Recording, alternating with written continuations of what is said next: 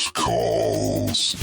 It's time now for House Calls with the Kingery team of Mountain to Lake Realty. Keep it here for market insights, featured guests, and answers to your real estate questions. Here are your hosts, Steve Furrow and Julie Kingery. Hey, Julie, we're back with House Calls. Woohoo! Hey, I think you're like all excited, clapping when I'm coming in here now. Wow. You okay this morning? Oh, yeah. I had my coffee. I ate my hot dogs last weekend. Oh, yeah, with some chili? Yeah. All right. Like you said, you can't have a hot dog without some chili on it. It is not a hot dog without some chili. That is for sure. I did my part on eating my share of ground beef last week. I will tell you that. You know. I had more than one hamburger and some chili on the hot dog. Mm-hmm. But we hope everyone had a great Memorial Day weekend celebration. Chili on a hamburger? I've done it. Yeah. Oh. I have done it. Back in my Dairy Queen days, people ordered it. Sometimes they would order a hamburger with a little bit of chili on there. I thought that was first time. I was like, that's different. But I guess it's a thing. So now we're headed down the squirrel trail. Right. All right, Julie. Let's talk about I got to have chili on the hot dog. Mm-hmm. What are you getting on? You're ordering a hot dog. What are you getting on it? Mayonnaise, ketchup, chili, and slaw. Mayonnaise, ketchup, chili, and slaw. I know. Some people are like, oh, mayonnaise on a hot dog, but that's what I've always done. You had me up until the point of I don't do ketchup on a hot dog. No. And I don't do slaw. Okay. I don't even do slaw on a barbecue. No? And I'm just not a big slaw fan. Yeah. So you either love it or hate it. Cabbage. Yeah. Anyway, in case you all are wondering, I'm mayonnaise, chili, onions. Oh, yeah. Nope. No onions. Got to be in the mood for those. All right. No mustard. We're really going down a rabbit hole here. This is not a cooking show, Julie. We talk about real estate here on House Calls. Woo! All right. All right, Julie, let's get back to why people are truly listening to us out there, and that is to learn what's going on in the real estate market. Okay. Tell us, Julie, what is happening? Here we are, the last Saturday in May. Hard to believe. Ooh, May has just rolled right on by. Yes, it has. All right, tell us. I think I'm seeing more. We kind of talked about it last week, but home inspections. Oh gosh, they're back in full force. Oh man, for you guys out there, what Julie's talking about, home gets under contract. Yep. Usually there is the contingency that there will be a home inspection. Mm-hmm. And for most realtors, home inspection is it's just kind of a necessary evil. It is, absolutely. It's a necessary evil. You either grow to love them or you grow to hate them. Right. One of the two. And sometimes depends both. On which side you're on. But anyway, so home inspections is what's on your mind here this week in real estate. Yes. Okay. Well, guys, I think we've talked about this. Pretty much it's been the theme in May, and that is the market has been steady. Yes, it has. I mean, you look at sales, you look at homes coming on the market, we look at days on market. I think everything has been steady. Mm-hmm. Steady. The one thing I will say that is changing is we look at inventory coming on the market. Right. Inventory seems to be continuing to grow, which is typical for this time of year. Right. You know, generally April, May, June tends to be sort of the height of where inventory is. Right. We'll see if we get into June and July, July, August, if that trend continues on. And that's one of the things, Julie, we probably should talk about. You and I have talked about seller's market, buyer's market, balanced market. Mm-hmm. We might just take a minute here and just talk a little bit about what that truly means. What is a balanced market? So I'm a numbers guy, so I'm going to share you guys with some numbers. There's roughly about 1,400 homes for sale in the greater Roanoke Valley. Mm-hmm. All right, and that's going to vary a little bit depending on the day you pull the information. But let's just say 1,400 homes for sale. All right. In the month of April, we sold about 460 homes in the greater Roanoke Valley. Mm-hmm. So keep those two things in mind. Right. So when we talk about a seller's market, generally we take that number of homes sold and we divide that by the number of homes on the market. Mm-hmm. And that gives us an indication of kind of, let's just say that number is there's 1,500 homes and there's 500 homes on the market, goes 3 times. Right. That's right. Anywhere that number where the number of homes sold is less than 3 or less, right. we consider that a seller's market. Right. And then if somewhere that number is greater, 6 or greater, then generally we like to think of that's a buyer's market. And somewhere in between that 3 to 6 number, we refer to it more of a balanced market. Right. So if you were to apply that math today, we're still in a seller's market, but we are moving towards a balanced market as we get more homes on the market. And to kind of explain a little bit, I know numbers guy here, he great job explaining, but just the if you're looking at 500 homes sold out of 1,500 listings, so that's about right at 3 months worth of inventory. Yep. Just to help you understand that part of it. So if you have more than 6 into that inventory number, you're looking at 6+ months of inventory. So the more inventory, you tend to see things last a little bit longer. That's not necessarily how that works, but you have more inventory, which means technically we have 6 months of houses to sell. Yep. So just to kind of put that out there in those terms to help you understand. If you're like me, sometimes I need a little more to make it make sense. No, and it's not when we talk, Julie, we talk about this stuff all the time. But if you're not sort of into the real estate world, it's a concept, it's a discussion, it's a term that may be a little bit. Right. Why are we calling it a seller's market? Yeah. Why are we calling it a buyer's market? And the balanced market is a very fine line in between.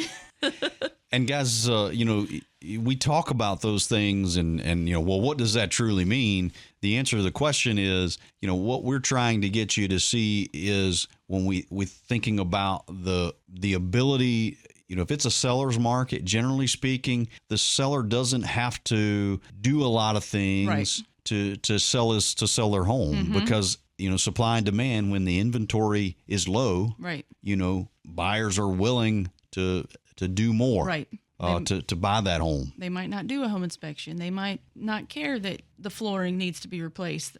Things like that kind of slide. Yeah, well, you just walk. What happens is the seller says, well, if you won't buy my home, then I'm just going to go to Joe that's waiting right here because he's ready to go. Right.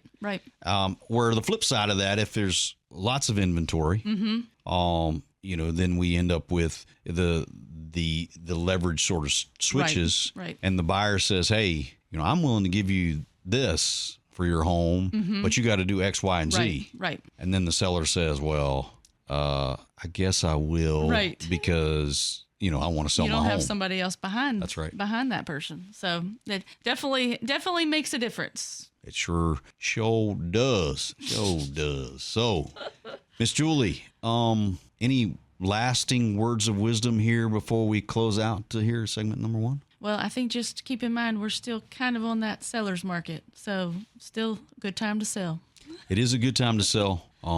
And if you're a buyer in this market, you got to be on your game. Yep, absolutely. You still got to be paying attention, even though inventory's getting better, and we talk about some of the ways that things are changing in this market. You still got to be on your game. That's right. Be ready. Give us a call at the Kingery team. We'll be glad to help you. Yes, we will. Miss Julie, we're going to let that wrap up here. This first segment on House Calls. We'll be right back. Question of the week. House Calls. For generations, we've helped families find their place right here in our hometown. We're the Kingery team, a family business built on trust, community, and a whole lot of front porch conversations. From grandparents to growing families, we've guided neighbors through every season of life. Looking for more than just a house? Let's find your home together. The Kingery team, selling real estate 1 yard at a time. Located uptown Rocky Mount, 195 South Main Street. Give us a call at 540-483-5566. All right. Julie, we are back here with House Calls. This is, it's question of the week time. Are you excited, Julie? I'm excited. I'm ready. If only y'all could see my face. Oh, yes. They would be so excited. Yes. All right.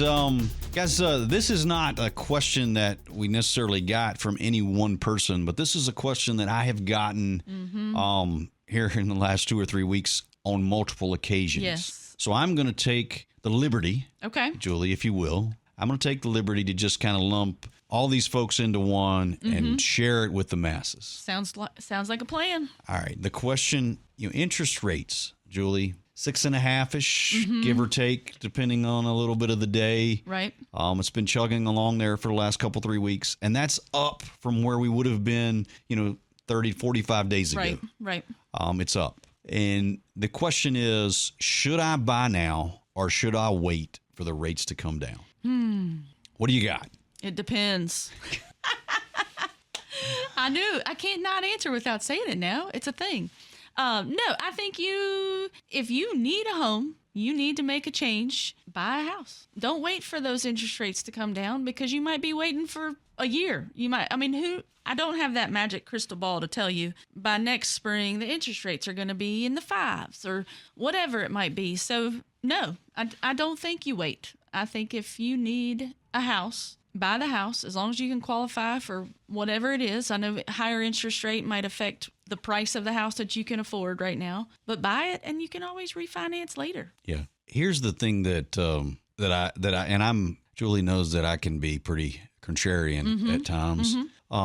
But here's the thing that I always want to ask when they ask me this question. It says, well, should I buy or should I wait till interest rates come down? And what I want to say is, well, what happens if interest rates go up? I mean, none of us, Right. we don't know. We don't know. We don't know, we've been sort of in a steady sort of treading water sort of area. It's been a slight tick up Right. here recently, but we just don't know. Right. And that's the thing that, you talked about talking with the lender and, looking at what you can afford or their buying power. And that's the thing that, I guess I look at when you're going through that situation. You sit down and you say, can we do this? Right. Or is this what I want to do? Because there's going to be a sacrifice. Right. Is that what I want to do? Looking at it right now, I mean, get that lender to give you, say, run the numbers. Tell me what I'm looking at. Right. How much of a down payment I got to have? Where is the monthly payment going to be? And then let them run some scenario. Like, Right. Just say, okay, if it moves up 3/4 of a point, what does that look like? Right. If it comes down 3/4, what does that look? I mean, just How much does it change? Right. play with it and have a good understanding of where that's at. I'm a big proponent, or I'm a fan of, if you're thinking about moving and you've ran the numbers and you understand what you're dealing with, what that scenario is. I'm a fan of going on and buying now. Right. Because you're going to start building equity. You're going to start putting money towards an asset that is going to appreciate. Right. Julie, I saw here recently, and I don't have it right in front of me, and I'm probably just going to fumble it all up. But they went back like some 60 years. Oh, yeah. Look at what on an average, this is a national average, but on an average, home prices appreciating. Right. And they went back 60 years. And there was like the 60 years, it was like 7 years where home values decreased. But you know what happened the other 53 years? Right. It went up. Up. And when you're investing into something that's gaining value, it's like compounding. It's that eighth wonder of the world. Right. Kind of thing. That's my mindset. And I am really pretty bullish on that standpoint. I feel really strongly about that side of it. I'm not saying that buying is right for everybody. That's right. Not saying that, but I am telling you, when you're looking at investments, you're looking at what to do with the money you earn, buying a house from an appreciation standpoint, from all the things that it will allow you to do, from making that commitment. Man, there's very few things out there that are better investments. Better investment.